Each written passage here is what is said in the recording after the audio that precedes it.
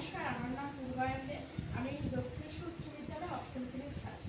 আমি এখানে আপনাদের সামনে এই রেন ওয়াটার হারভেস্টিংয়ের প্রজেক্ট নিয়ে উপস্থিত হয়েছি। আমি এখানে দেখাতে চাই বৃষ্টির জলকে কীভাবে আমরা সংরক্ষণ করে ব্যবহার করতে পারি।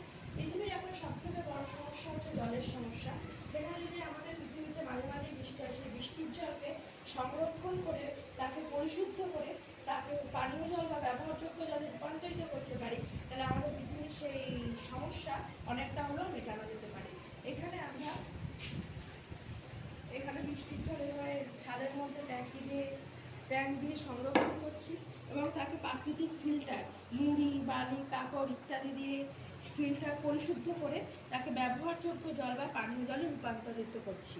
এই জল আমরা দীর্ঘদিন ধরে ব্যবহার করতে পারি এবং যার ফলে আমাদের যে পানীয় জলের সমস্যা সেটা আমরা কিছুটা হলেও মেটাতে পারি।